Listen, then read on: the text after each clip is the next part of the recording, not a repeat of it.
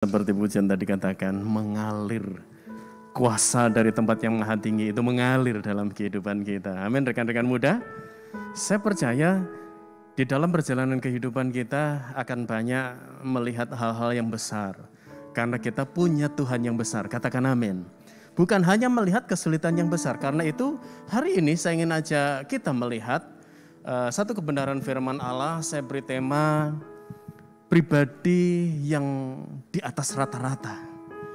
Saya angkat ini karena saya rindu saudara mengalami keadaan di mana hidup saudara, standar hidup khususnya rohani saudara tidak di kebanyakan orang, tetapi memiliki standar yang di atas rata-rata. Ya. Saya ingin ajak kita baca sama-sama satu ayat di dalam Yesaya pasal yang ke-60 ayat yang kedua. Yesaya 60 ayat yang kedua. Ya. Sudah dapat? Oke, kita baca sama-sama ayat ini. 2, 3. Bangkitlah menjadi teranglah, sebab terangmu datang, dan kemuliaan Tuhan terbit atasmu. Sebab sesungguhnya kegelapan menutupi bumi, dan kekelaman menutupi bangsa-bangsa. Tetapi terang Tuhan terbit atasmu. Katakan atasku. 2, 3. Atasku. Terang Tuhan terbit atasku, ya. Dan kemuliaannya menjadi nyata atasmu. Atasku. Katakan 2, 3. Atasku. Nah, saudara dikasih oleh Tuhan, seperti yang saya ingin ajak saudara, bagaimana kita bisa mencapai satu kehidupan yang berada di atas rata-rata itu tidak mudah. Karena itu hal yang pertama, berdasarkan ayat ini saya ingin kita menyadari bahwa orang yang ingin menjadi pribadi yang di atas rata-rata, yang pertama dia harus bangkit. Ya. Yang pertama dia harus punya kerinduan, punya kemauan, punya niat, punya gerak, punya langkah. Saya harus bangkit. Ya. Saya harus bangkit. Karena apa saudara? Ketika seseorang memiliki semangat untuk bangkit, maka dia tidak akan melihat besarnya kesulitan. Tetapi dia melihat Tuhannya yang besar yang mengatasi segala kesulitan. Orang yang memiliki semangat untuk bangkit, dia tidak melihat keterbatasannya. Dia tidak melihat semua yang serba kurang di dalam hidupnya. Tetapi yang dia lihat apa? Dia melihat Allah atau kuasa Tuhan yang melebihi, yang berkarya, yang tidak terbatas, yang selalu dilakukan, dikerjakan atas mereka yang memiliki semangat untuk bangkit. Ya. Orang yang memiliki semangat untuk bangkit, dia tidak melihat keadaan yang serba menakutkan. Dia tidak melihat keadaan, wah dengan pandemi seperti ini saya sekolah aja begitu kesulitan. Bagaimana nanti masa depan saya? Ya. Orang yang memiliki semangat untuk bangkit, dia tidak akan melihat itu. Ya. Memang semua serba menakutkan, semua serba membuat pengharapan-pengharapan itu membingungkan. Orang mulai melihat bagaimana masa depanku nanti. Tetapi perhatikan saudara, ketika seseorang memiliki semangat untuk bangkit, maka dia akan melihat Tuhan yang sanggup mengubah segala keadaan. Amin. Dia akan melihat Tuhannya yang bisa melakukan banyak perkara. Yang membuat kita, yang membuat dirinya, yang membuat hidupmu sebagai rekan muda, engkau akan menjadi pribadi yang bisa melompat tembok, yang bisa menerobos tembok, yang bisa merobohkan tembok-tembok Yeriko, yang bisa melakukan mujizat, yang bisa menikmati janji-janji Allah yang nyata. Karena itu yang pertama, miliki semangat untuk bangkit. Amin. Jangan mau memiliki kehidupan yang ya slow aja sudah. Ya. Kadang-kadang generasi milenial generasi yang slow. Nah saudara, jangan ya, miliki semangat untuk bangkit. Kemudian yang kedua, mau meninggalkan kebiasaan yang lama. Ya. Mau meninggalkan kebiasaan yang lama. Hambatan yang terbesar untuk seseorang keluar dari kebiasaan yang lama adalah yang merasa cukup puas. Ya. Dia merasa cukup nyaman dengan keadaannya sekarang. Sudah cukup kayak begini aja sudah. Ya. Dulu zamannya papa mama, bahkan kalau dibandingkan dengan sekarang, keadaan saya jauh lebih baik, sudah seperti ini saja sudah cukup. Ya. Atau juga sudah cukup puas, atau sudah cukup nyaman dengan teman-teman yang dia punya. Walaupun teman-teman yang dia punya itu sebenarnya tidak bisa memberikan kontribusi atau memberikan semangat ya untuk kemajuan dirinya sendiri. Ya kadang-kadang sudah tidak apa-apa dah, punya teman ini aja tidak apa-apa. Ya. Tanpa pernah ingin bergerak untuk mengubah semuanya, tanpa pernah mau bergerak untuk mencoba melangkah, meninggalkan hal-hal yang seperti itu dan mulai membangun jaringan teman yang lain, di mana sebenarnya Tuhan sudah siapkan teman-teman yang jauh lebih baik dari yang dia miliki sekarang, dari yang engkau miliki hari-hari ini. Tuhan sudah siapkan teman-teman yang takut akan Tuhan, yang hidupnya lebih bertumbuh, yang hidupnya akan memotivasi hidup rohanimu. Ya. Kebiasaan yang lama ditinggalkan itu memang kadang-kadang butuh sebuah pengorbanan. Ya, tidak mudah. Ya, karena kadang-kadang orang itu tidak mau repot. Ya, tidak mau repot, tidak mau menyusahkan dirinya untuk satu perubahan. Ya. Padahal ketika seseorang bertahan dalam kebiasaan yang lama, itu sama aja dia sedang menyia-nyiakan satu kesempatan. Ya. Paulus sendiri berkata, aku melupakan apa yang di belakangku. Apa yang di belakang Paulus, sesuatu yang sebenarnya nyaman buat dia.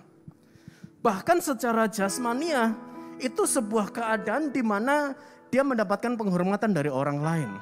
Tetapi Paulus melihat jauh ke depan, bahwa dia harus melewati dan mau masuk kepada satu perubahan.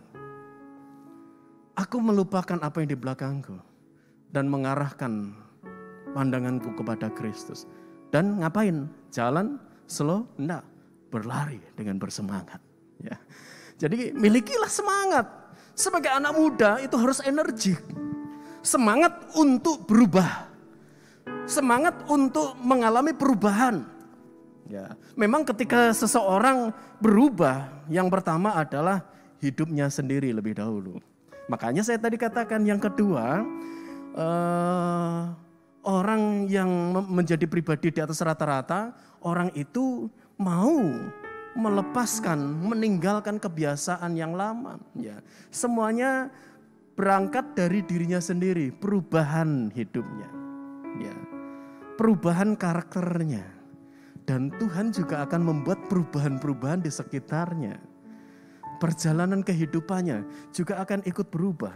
Nah, yang ketiga, sadari bahwa Tuhan sedang bekerja dan terus bekerja untuk membawa hidupmu kepada suatu perubahan hidup yang jauh lebih baik dari hari yang lalu. Ya. Artinya begini, dulu engkau begitu mudah untuk dipengaruhi. Tetapi ketika engkau mau bangkit dan engkau memutuskan saya mau meninggalkan kebiasaan yang lama, maka engkau melihat bahwa Tuhan sedang bekerja dalam hidupmu dan terus bekerja dalam hidupmu. Engkau tidak lagi menjadi pribadi yang mudah dipengaruhi oleh hal-hal yang duniawi. Tetapi engkau menjadi pribadi-pribadi yang berkarakter ilahi. Engkau menjadi pribadi-pribadi yang walaupun ada ancaman, ada tekanan karena engkau memiliki tanda-tanda milik Kristus, ada pengasingan dengan teman-teman yang selama ini sebenarnya membuat engkau nyaman. Tetapi mulai mereka menarik diri. Ya. Dan disitulah engkau akan melihat bahwa ternyata di balik itu semuanya Tuhan sedang berkarya dalam hidupmu. Tuhan sedang mengangkat engkau. Makanya ayat tadi katakan, bangkitlah menjadi teranglah. Bagaimana bisa? Bisa. Sebab terangmu datang. Sebab Yesus yang mendatangi hidupmu. Yesus yang datang kepadamu dengan firman-Nya. Yesus yang memotivasi hidupmu, ayo semangat, ayo bangkit, jadi generasi yang bangkit bagi Tuhan. Ya. Yesus yang datang, terang itu datang dalam hidup. Ya. Kekelaman menudungi bangsa-bangsa, kegelapan menudungi bumi. Ini bicara tentang standar rata-rata. Ya. Samalah. Ya. 11-12 kehidupan orang dunia sama orang Kristen nggak ada bedanya lah, sama-sama hidup, sama-sama bernafas. Kalau orang Kristen mah bohong-bohong dikit boleh ya. Nah saudara, itu berarti kita tetap berada di lembah kekelaman. Kita tetap berada di tempat di mana kekelaman sedang menudungi bumi. Enggak, Tuhan mau bawa kita naik ke atas, di atas kekelaman yang menudungi bumi. Saudara, diangkat Tuhan menjadi terang. Kemuliaan Tuhan terbit atasmu.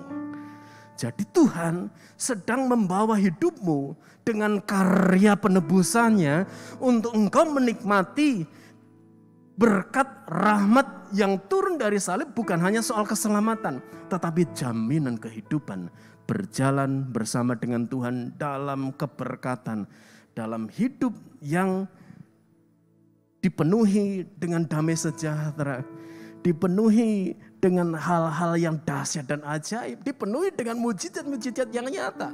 Ya. Saudara, engkau tidak lagi menjadi pribadi yang mudah dipengaruhi, tetapi menjadi pribadi yang mempengaruhi. Ya. Yang mempengaruhi, bahkan berdampak, memberikan perubahan di sekitarmu. Ya. Engkau akan dibawa oleh Tuhan untuk naik kualitas hidupmu. Dibawa oleh Tuhan kepada kehidupan yang menjadi terang. Ya. Bahkan statusmu menjadi orang atau menjadi anak muda yang diberkati dan disayang Tuhan. Amin. Amin. Itu siapa? Saya, katakan. Itu siapa? Saya. Ya. Mau enggak bangkit? Mau enggak meninggalkan kebiasaan yang lama? Mau enggak melangkah kepada satu perubahan? Mau enggak berjalan bersama dengan Tuhan? Mau enggak mengizinkan Tuhan melakukan sesuatu perombakan dalam hidupmu? Ya. Mau enggak engkau menjadi pribadi yang diberkati dan disayang Tuhan? Kalau engkau mau, saya ingin ajak saudara, rekan-rekan muda, angkat pujian, aku punya Tuhan yang besar. Ya. Dan yang berjanji dan selalu setia, ya, dan sanggup menggenapi. Aku punya Tuhan yang besar, yang telah berjanji dan sanggup menggenapi. Imanku bersepakat percaya kuasa-Nya, ku terima sekarang kemenangan. Aku punya Tuhan yang besar. Amin. Aku